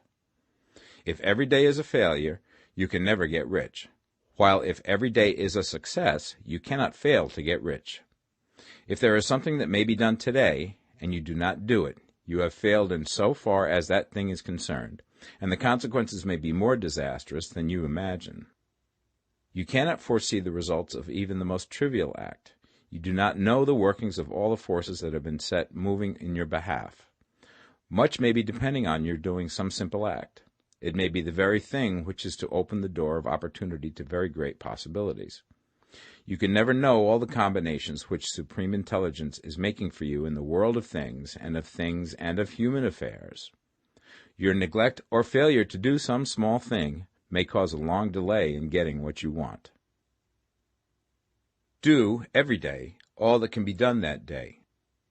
There is, however, a limitation or qualification of the above that you must take into account. You are not to overwork, not to rush blindly into your business in the effort to do the greatest possible number of things in the shortest possible time. You are not to try to do tomorrow's work today, nor to do a week's work in a day. It is really not the number of things you do, but the efficiency of each separate action that counts. Every act is, in itself, either a success or a failure. Every act is, in itself, either effective or inefficient. Every inefficient act is a failure, and if you spend your life in doing inefficient acts, your whole life will be a failure. The more things you do, the worse for you if all your acts are inefficient ones. On the other hand, every efficient act is a success in itself, and if every act of your life is an efficient one, your whole life must be a success. The cause of failure is doing too many things in an inefficient manner, and not doing enough things in an efficient manner. You will see that it is a self-evident proposition that if you do not do any inefficient acts, and if you do a sufficient number of efficient acts, you will become rich. If, now, it is possible for you to make each act an efficient one, you see again that the getting of riches is reduced to an exact science, like mathematics. The matter turns, then, on the questions whether you can make each separate act a success in itself, and this you certainly can do. You can make each act a success because all power is working with you, and all power cannot fail. Power is at your service, and to make each act efficient, you have only to put power into it. Every action is either strong or weak, and when everyone is strong, you are acting in a certain way, which will make you rich. Every act can be made strong and efficient by holding your vision while you are doing it, and putting the whole power of your faith and purpose into it. It is at this point that the people fail who separate mental power from personal action. They use the power of the mind in one place and at one time, and they act in another place at another time. So their acts are not successful in themselves. Too many of them are inefficient. But if all power goes into every act, no matter how commonplace, every act will be a success in itself. And as in the nature of things, every success opens the way to other successes, your progress towards what you want and the progress of what you want toward you will become increasingly rapid. Remember that successful action is cumulative in its results. Since the desire for more life is inherent in all things, when a man begins to move towards larger life, more things attach themselves to him, and the influence of his desire is multiplied.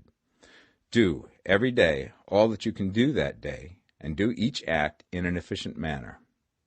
In saying that you must hold your vision while you are doing each act, however trivial or commonplace, I do not mean to say that it is necessary at all times to see the vision distinctly to its smallest details.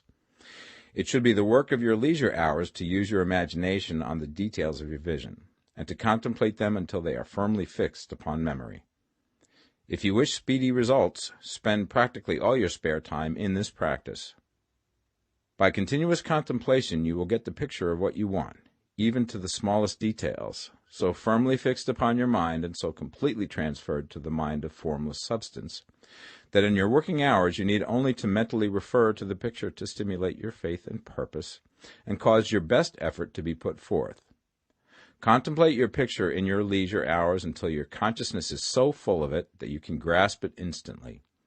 You will become so enthused with its bright promises that the mere thought of it will call forth the strongest energies of your whole being. Let us again repeat our syllabus, and by slightly changing the closing statements, bring it to the point we have now reached. There is a thinking stuff from which all things are made, and which, in its original state, permeates, penetrates, and fills the interspaces of the universe. A thought in this substance produces the thing that is imaged by the thought. Man can form things in his thought, and, by impressing his thought upon formless substance, can cause the thing he thinks about to be created. In order to do this, man must pass from competitive to the creative mind. He must form a clear mental picture of the thing he wants, and do, with faith and purpose, all that can be done each day, doing each separate thing in an efficient manner. Chapter 13. Getting into the right business. Success in any particular business depends for one thing upon your possessing in a well-developed state the faculties required in that business. Without good musical faculty, no one can succeed as a teacher of music. Without well-developed mechanical faculties, no one can achieve great success in any of the mechanical trades. Without tact and the commercial faculties, no one can succeed in the mercantile pursuits. But to possess in a well-developed state the faculties required in your particular vocation does not ensure getting rich. There are musicians who have remarkable talent and who yet remain poor. There are blacksmiths, carpenters, and so on who have excellent mechanical ability, but who do not get rich. And there are merchants with good faculties for dealing with men who nevertheless fail. The different faculties are tools. It is essential to have good tools, but it is also essential that the tools should be used in the right way. One man can take a sharp saw, a square, a good plane, and so on, and build a handsome article of furniture. Another man can take the same tools and set to work to duplicate the article, but his production will be a botch. He does not know how to use good tools in a successful way. The various faculties of your mind are the tools with which you must do the work which is to make you rich. It will be easier for you to succeed if you get into a business for which you are well equipped with mental tools. Generally speaking, you will do best in that business which will use your strongest faculties, the one for which you are naturally best fitted. But there are limitations to this statement also. No man should regard his vocation as being irrevocably fixed by the tendencies with which he was born. You can get rich in any business, for if you have not the right talent you can develop that talent. It merely means that you will have to make your tools as you go along, instead of confining yourself to the use of those with which you were born. It will be easier for you to succeed in a vocation for which you already have the talent in a well-developed state, but you can succeed in any vocation, for you can develop any rudimentary talent, and there is no talent of which you have not at least the rudiment. You will get rich most easily in point of effort if you do that for which you are best fitted, but you will get rich most satisfactorily if you do that which you want to do. Doing what you want to do is life, and there is no real satisfaction in living if we are compelled to be forever doing something which we do not like to do, and can never do what we want to do. And it is certain that you can do what you want to do. The desire to do it is proof that you have within you the power which can do it. Desire is a manifestation of power. The desire to play music is the power which can play music seeking expression and development. The desire to invent mechanical devices is the mechanical talent seeking expression and development. When there is no power, either developed or undeveloped, to do a thing, there is never any desire to do that thing. And where there is strong desire to do a thing, it is certain proof that the power to do it is strong, and only requires to be developed and applied in the right way. All things else being equal, it is best to select the business for which you have the best developed talent. But if you have a strong desire to engage in any particular line of work, you should select that work as the ultimate end at which you aim. You can do what you want to do, and it is your right and privilege to follow the business or avocation which will be most congenial and pleasant. You are not obliged to do what you do not like to do, and should not do it except as a means to bring you to the doing of the thing you want to do. If there are past mistakes whose consequences have placed you in an undesirable business or environment, you may be obliged for some time to do what you do not like to do. If you feel that you are not in the right vocation, do not act too hastily in trying to get into another one. The best way, generally, to change business or environment is by growth. Do not be afraid to make a sudden and radical change if the opportunity is presented, and you feel after careful consideration that it is the right opportunity. But never take sudden or radical action when you are in doubt as to the wisdom of doing so. There is never any hurry on the creative plane, and there is no lack of opportunity. When you get out of the competitive mind, you will understand that you never need to act hastily. No one else is going to beat you to the thing you want to do. There is enough for all. If one space is taken, another and a better one will be opened for you a little further on. There is plenty of time. When you are in doubt, wait. Fall back on the contemplation of your vision, and increase your faith and purpose. And by all means, in times of doubt and indecision, cultivate gratitude. A day or two spent in contemplating the vision of what you want, and in earnest thanksgiving that you are getting it, will bring your mind into such close relationship with the Supreme that you will make no mistake when you do act. There is a mind which knows all there is to know, and you can come into close unity with this mind by faith and the purpose to advance in life, if you have deep gratitude. Mistakes come from acting hastily, or from acting in fear or doubt, or in forgetfulness of the right motive, which is more life to all and less to none. As you go on in the certain way, opportunities will come to you in increasing number, and you will need to be very steady in your faith and purpose, and to keep in close touch with the all-mind by reverent gratitude. Do all that you can do in a perfect manner every day, but do it without haste, worry, or fear. Go as fast as you can, but never hurry. Remember that in the moment you begin to hurry, you cease to be a creator and become a competitor. You drop back upon the old plane again. Whenever you find yourself hurrying, call a halt. Fix your attention on the mental image of the thing you want, and begin to give thanks that you are getting it. The exercise of gratitude will never fail to strengthen your faith and renew your purpose. Chapter 14. The Impression of Increase.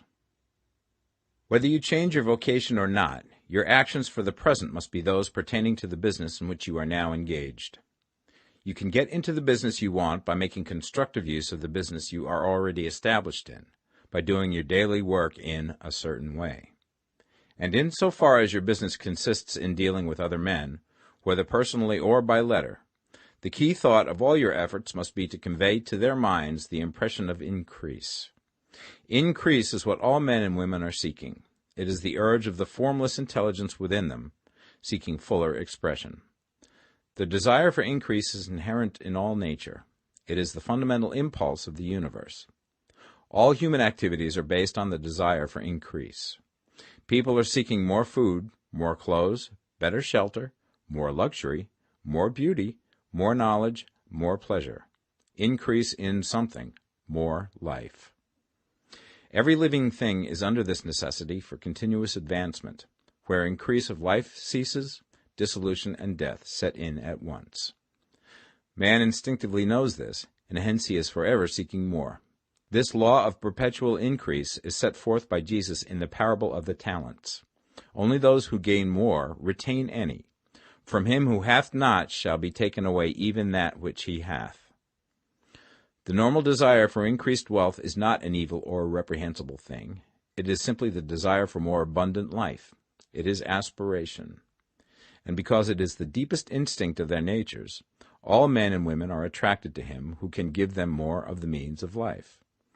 In following the certain way, you are getting continuous increase for yourself, and you are giving it to all with whom you deal. You are a creative center from which increase is given off to all. Be sure of this, and convey assurance of the fact to every man, woman, and child with whom you come in contact. No matter how small the transaction, even if it be only the selling of a stick of candy to a little child, put into it the thought of increase, and make sure that the customer is impressed with the thought. Convey the impression of advancement with everything you do, so that all people shall receive the impression that you are an advancing man, and that you advance all who deal with you. Even to the people whom you meet in a social way, without any thought of business, and to whom you do not try to sell anything, give the thought of increase. You can convey this impression by holding the unshakable faith that you, yourself, are in the way of increase, and by letting this faith inspire, fill, and permeate every action. Do everything that you do in the firm conviction that you are an advancing personality, and that you are giving advancement to everybody. Feel that you are getting rich, and that in doing so you are making others rich, and conferring benefits to all. Do not boast or brag of your success, or talk about it unnecessarily. True faith is never boastful. Wherever you find a boastful person, you find one who is secretly doubtful and afraid. Simply feel the faith, and let it work out in every transaction. Let every act and tone and look express the quiet assurance that you are getting rich, that you are already rich. Words will not be necessary to communicate this feeling to others. They will feel the sense of increase when in your presence and will be attracted to you again. You must so impress others that they will feel that in associating with you they will get increase for themselves. See that you give them a use value greater than the cash value you are taking from them. Take an honest pride in doing this and let everybody know it, and you will have no lack of customers. People will go where they are given increase, and the Supreme, which desires increase in all, and which knows all, will move towards you men and women who have never heard of you. Your business will increase rapidly, and you will be surprised at the unexpected benefits which will come to you. You will be able from day to day to make larger combinations, secure greater advantages, and to go on into a more congenial vocation if you desire to do so. You must never lose sight of your vision of what you want, or your faith and purpose to get what you want. Let me here give you another word of caution in regards to motives. Beware of the insidious temptation to seek for power over other men. Nothing is so pleasant to the unformed or partially developed mind as the exercise of power or dominion over others. The desire to rule for selfish gratification has been the curse of the world. For countless ages, kings and lords have drenched the earth with blood in their battles to extend their dominions. This not to seek more life for all, but to get more power for themselves. Today, the main motive in the business and industrial world is the same. Men marshal their armies of dollars and lay waste the lives and hearts of millions in the same mad scramble for power over others. Commercial kings, like political kings, are inspired by the lust for power. Jesus saw in this desire for mastery the moving impulse of that evil world he sought to overthrow. Read the 23rd chapter of Matthew and see how he pictures the lust of the Pharisees to be called master, to sit in the high places, to domineer over others, and to lay burdens on the backs of the less fortunate. And note how he compares this lust for dominion with the brotherly seeking for the common good to which he calls his disciples. Look out for the temptation to seek for authority, to become a master, to be considered as one who is above the common herd, to impress others by lavish display, and so on. The mind that seeks for mastery over others is the competitive mind, and the competitive mind is not the creative one. In order to master your environment and your destiny, it is not at all necessary that you should rule over your fellow men, and indeed, when you fall into the world's struggle for the high places, you begin to be conquered by fate and environment, and your getting rich becomes a matter of chance and speculation. Beware the competitive mind. No better statement of the principle of creative action can be formulated than the favorite declaration of the late Golden Rule Jones of Toledo. What I want for myself, I want for everybody. Chapter 15. The Advancing Man. What I have said in the last chapter applies as well to the professional man and the wage earner as to the man who is engaged in mercantile business. No matter whether you are a physician, a teacher, or a clergyman, if you can give increase of life to others and make them sensible of the fact, they will be attracted to you and you will get rich. The physician who holds the vision of himself as a great and successful healer, and who works towards the complete realization of that vision with faith and purpose, as described in former chapters, will come into such close touch with the source of life that he will be phenomenally successful. Patients will come to him in throngs. No one has a greater opportunity to carry into effect the teaching of this book than the practitioner of medicine. It does not matter to which of the various schools he may belong, for the principle of healing is common to all of them, and may be reached by all alike. The advancing man in medicine, who holds to a clear mental image of himself as successful, and who obeys the laws of faith, purpose, and gratitude, will cure every curable disease he undertakes, no matter what remedies he may use. In the field of religion, the world cries out for the clergyman who can teach his hearers the true science of abundant life. He who masters the details of the science of getting rich, together with the allied sciences of being well, of being great, and of winning love, and who teaches these details from the pulpit, will never lack for a congregation. This is the gospel that the world needs. It will give increase of life, and men will hear it gladly, and will give liberal support to the man who brings it to them. What is now needed is a demonstration of the science of life from the pulpit. We want preachers who can not only tell us how, but who, in their own persons, will show us how. We need the preacher who will himself be rich, healthy, great, and beloved, to teach us how to attain to these things, and when he comes, he will find a numerous and loyal following. The same is true of the teacher who can inspire the children with the faith and purpose of the advancing life.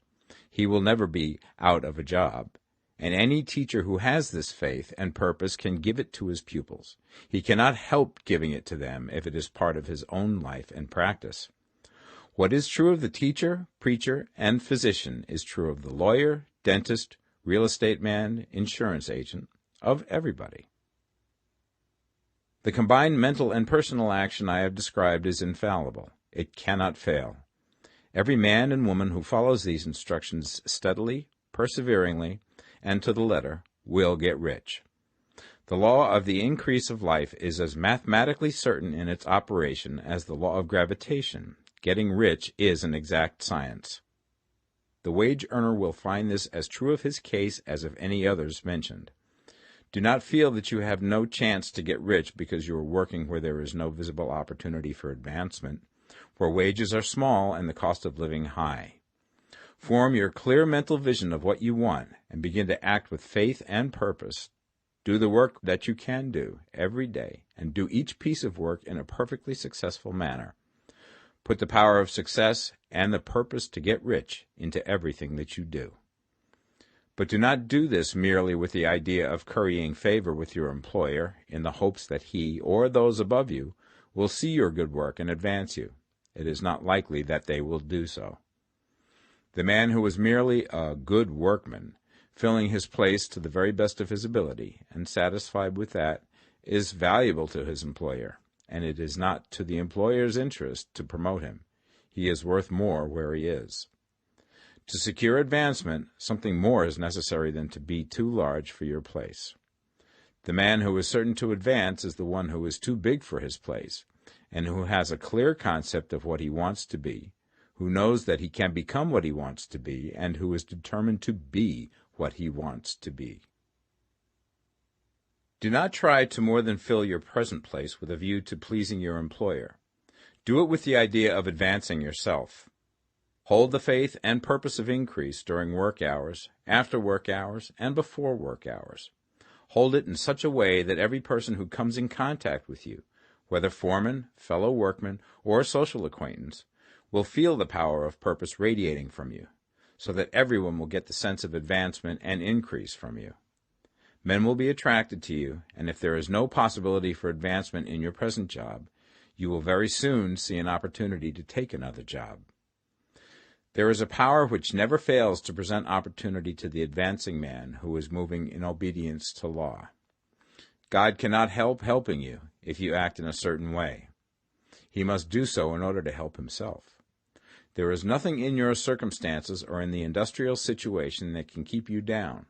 If you cannot get rich working for the Steel Trust, you can get rich on a 10-acre farm. And if you begin to move in the certain way, you will certainly escape from the clutches of the Steel Trust and get on to the farm or wherever else you wish to be. If a few thousands of its employees would enter upon the certain way, the Steel Trust would soon be in a bad plight. It would have to give its working men more opportunity or go out of business. Nobody has to work for a trust. The trusts can keep men in so-called hopeless conditions only so long as there are men who are too ignorant to know of the science of getting rich, or too intellectually slothful to practice it. Begin this way of thinking and acting, and your faith and purpose will make you quick to see any opportunity to better your condition. Such opportunities will speedily come, for the Supreme, working in all and working for you, will bring them before you. Do not wait for an opportunity to be all that you want to be. When an opportunity to be more than you are now is presented, and you feel impelled toward it, take it. It will be the first step towards a greater opportunity. There is no such thing possible in this universe as a lack of opportunities for the man who is living the advancing life. It is inherent in the constitution of the cosmos that all things shall be for him and work together for his good, and he must certainly get rich if he acts and thinks in a certain way. So let wage-earning men and women study this book with great care and enter with confidence upon the course of action it prescribes. It will not fail. Chapter 16. Some Cautions and Concluding Observations. Many people will scoff at the idea that there is an exact science of getting rich. Holding the impression that the supply of wealth is limited, they will insist that social and governmental institutions must be changed before even any considerable number of people can acquire a competence. But this is not true. It is true that existing governments keep the masses in poverty, but this is because the masses do not think and act in the certain way. If the masses begin to move forward as suggested in this book, neither governments nor industrial systems can check them. All systems must be modified to accommodate the forward movement. If the people have the advancing mind, have the faith that they can become rich, and move forward with the fixed purpose to become rich, nothing can possibly keep them in poverty. Individuals may enter upon the certain way at any time and under any government, and may make themselves rich. And when any considerable number of individuals do so under any government, they will cause the system to be so modified as to open the way for others. The more men who get rich on the competitive plane, the worse for others. The more who get rich on the creative plane, the better for others. The economic salvation of the masses can only be accomplished by getting a large number of people to practice the scientific method set down in this book and become rich. These will show others the way and inspire them with a desire for real life, with the faith it can be attained, and with the purpose to attain it. For the present, however, it is enough to know that neither the government under which you live nor the capitalistic or competitive system of industry can keep you from getting rich. When you enter upon the creative plane of thought, you will rise above all these things and become a citizen of another kingdom. But remember that your thought must be held upon the creative plane. You are never for an instant to be betrayed into regarding the supply as limited, or into acting on the moral level of competition. Whenever you do fall into old ways of thought, correct yourself instantly, for when you are in the competitive mind, you have lost the cooperation of the mind of the whole. Do not spend any time in planning as to how you will meet possible emergencies in the future, except as the necessary policies may affect your actions today. You are concerned with doing today's work in a perfectly successful manner, and not with emergencies which may arise tomorrow. You can attend to them as they come. Do not concern yourself with questions as to how you shall surmount obstacles which may loom upon your business horizon, unless you can see plainly that your course must be altered today in order to avoid them. No matter how tremendous an obstruction may appear at a distance, you will find that if you go on in the certain way, it will disappear as you approach it, or that a way over, through, or around it will appear. No possible combination of circumstances can defeat a man or woman who is proceeding to get rich along strictly scientific lines. No man or woman who obeys the law can fail to get rich, any more than one can multiply 2 by 2 and fail to get 4. Give no anxious thought to possible disasters, obstacles, panics, or unfavorable combinations of circumstances. It is time enough to meet such things when they present themselves before you in the immediate present, and you will find that every difficulty carries with it the wherewithal for its overcoming. Guard your speech. Never speak of yourself, your affairs, or of anything else in a discouraged or discouraging way. Never admit the possibility of failure, or speak in a way that infers failure as a possibility. Never speak of times as being hard, or of business conditions as being doubtful. Times may be hard and business doubtful for those who are on the competitive plane, but they can never be so for you. You can create what you want, and you are above fear. When others are having hard times and poor business, you will find your greatest opportunities. Train yourself to think of and to look upon the world as a something which is becoming, which is growing, and to regard seeming evil as being only that which is undeveloped. Always speak in terms of advancement. To do otherwise is to deny your faith, and to deny your faith is to lose it. Never allow yourself to feel disappointed. You may expect to have a certain thing at a certain time, and not get it at that time, and this will appear to you like failure. But if you hold to your faith, you will find that the failure is only apparent. Go on in the certain way, and if you do not receive that thing, you will receive something so much better that you will see that the seeming failure was really a great success. A student of this science had set his mind on making a certain business combination which seemed to him at the time to be very desirable, and he worked for some weeks to bring it about. When the crucial time came, the thing failed in a perfectly inexplicable way. It was as if some unseen influence had been working secretly against him. He was not disappointed. On the contrary, he thanked God that his desire had been overruled, and went steadily on with a grateful mind. In a few weeks an opportunity so much better came his way that he would not have made the first deal on any account, and he saw that a mind which knew more than he knew had prevented him from losing the greater good by entangling himself with the lesser.